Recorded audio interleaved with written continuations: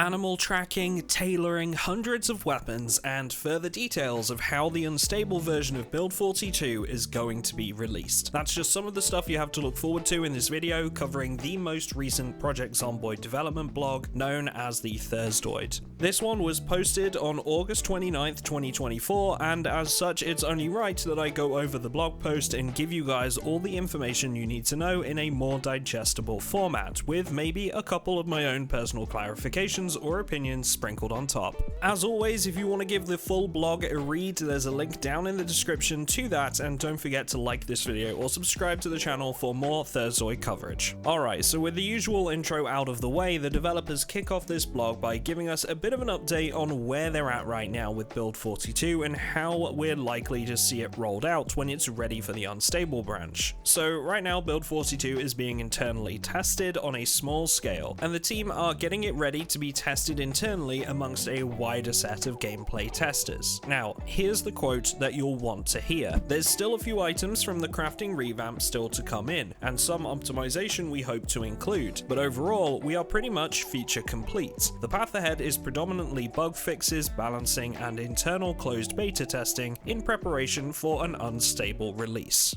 So, essentially, a couple more things they're waiting on, but at this stage, it's mostly bug fixing. Now, I do want to stress that doesn't mean it's going to be out next week, for example. Bug fixing and testing is a very real and prominent thing in game development, especially when it's such a large update. More on that from the devs in a little bit. The developers do reiterate there isn't a release date for Build 42 right now. This will depend on how many larger bugs they have to fix once they've done wider internal testing and how the testers receive the update. They then go on to stress that while they desperately want this update to be out and they feel the community's frustration around this, they also don't want to put out a build that disappoints the player base after all this time. They then give the following quote: "Please take this as it's not going to be out imminently, but also consider it is a clear road sign pointing towards us kicking unstable out the door and the light at the end of the tunnel getting brighter." Before the devs go into showing us some new footage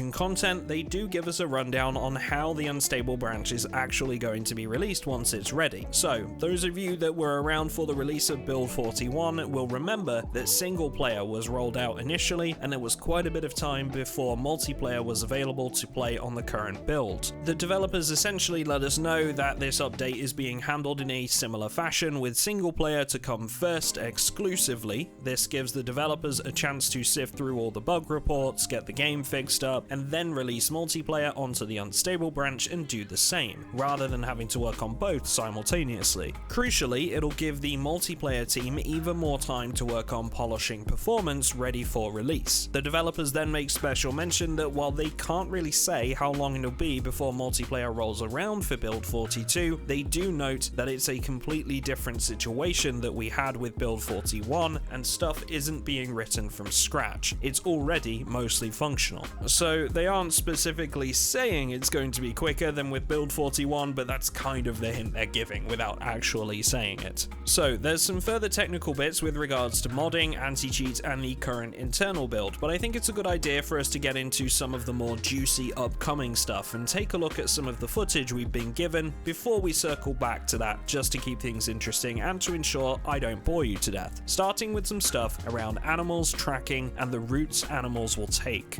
Now, if you remember from one of the previous blog posts, the devs mentioned that they weren't 100% happy with the fact animals like deer would have predefined and permanent paths for their movement that they would follow. Along these routes, they'll stop for rest, food, and water. Since then, the developers have added randomized animal pathing that can be tweaked via the game's Lua code and give us some new footage to show these paths in action. New paths are generated when you create your world. They don't change after the game has started, but it does mean that we won't be able to use previous information gained on older playthroughs, and each time we enter a new world, animals will have different places they pass through. In the future, the devs want to explore the possibility of regenerating these paths if they are overhunted. Next up, we've got some new tailoring footage in this dev blog, showing off some of the new crafting in this department. The developers do note here that the crafting window requires some more polishing and shows some debug text here that obviously won't be visible to the average average player. The devs then state in the devlog that players should now be able to grind their first levels from looted or farmed materials in the tailoring skill, and that these early stage levels won't require a specific crafting station, but higher level options that will be added during the unstable build will require them. In this footage, I'd also just like to point out that we can see what I believe is a spinning wheel and a tanning rack. It also looks as though from the crafting menu we see in this footage there's now craftable bags entering the mix, which I'm sure will add a bit more popularity to the tailoring skill. The crafting window displays which items will be consumed during your craft, which ones are needed but will be kept after the craft is finished, and what you'll be creating. I also like that there's a little option to allow us to manually select the crafting materials we're using, or we can just keep it simple and let the game choose for us. Okay, we're going to circle back to the technical stuff around the unstable release just for 2 minutes, because in this section the developers briefly talk about some huge improvements made to multiplayer. Those of you that play on multiplayer servers will know that vehicles are by far one of the biggest issues at the moment, namely being that when you get more than one player in the same area driving at once, they start to rubber band and positions desynchronize between players, which results in what looks like lag and quite often some equally frustrating and hilarious car wrecks. We're given a video at this point showing off some recent work in this area. Alongside changes like the server-side inventory and optimization of zombie movement that we've seen in the past, there's been some significant progress in the reduction of rubber banding. The before and after shots in this video show just how much of an improvement this is going to be, and I know a bunch of players on my server especially will be very happy about this, because we've held wacky races in the past for our players, and you can imagine just how chaotic that can get with the current state of vehicles. What happened? Several new anti-cheat measures to make the game more secure have also been brought in by the developers, and while they note that they'd be naive to think this will do away with cheating altogether, they do hope this will make it much more difficult for cheaters. The caveat for this is that from Build 42, there will now be strict requirements for modders to follow to allow them to do stuff that they once took for granted. The example given here is creating an inventory item will have to be done in a way that'll allow it to be created on the server. The multiplayer side of the development team will be working on guidelines and documentation to support modders in working within this updated framework. Now, since we're talking about mods, it's time to visit a rather lengthy section of this devlog that I think we can cut down quite considerably, and that's aptly titled Modpocalypse.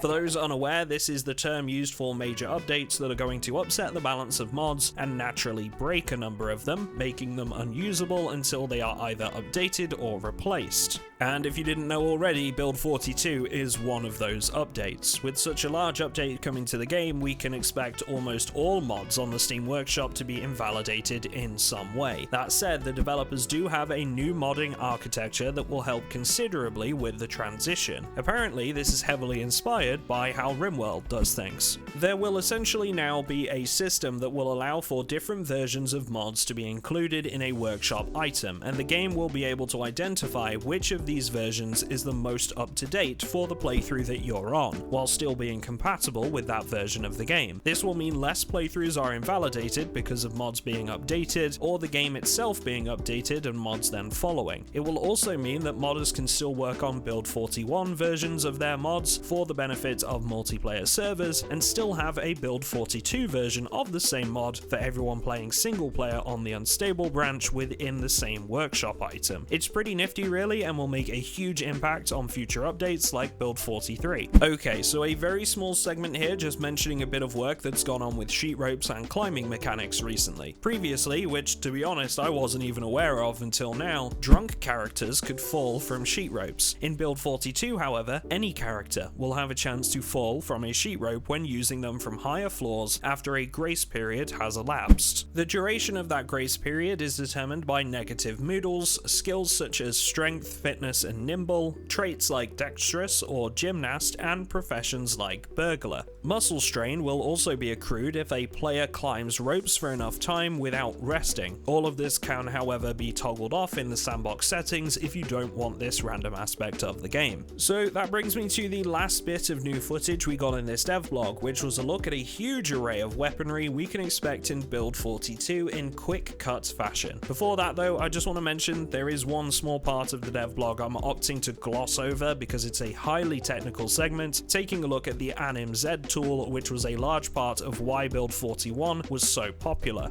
A member of the team has been busy overhauling this tool. All you really need to know here is that they've been working on a way to visualize how animations can chain together, and that this wasn't previously something they had available, so this should make things much easier for the developers. If you want the full rundown, go and give the blog post a read and scroll down to the tools update section. Otherwise, that's just about it from me in this one, but before I go, I'm going to let this quick cut montage of in-game weapon testing play out for you, because trust me, you won't want me talking over this part.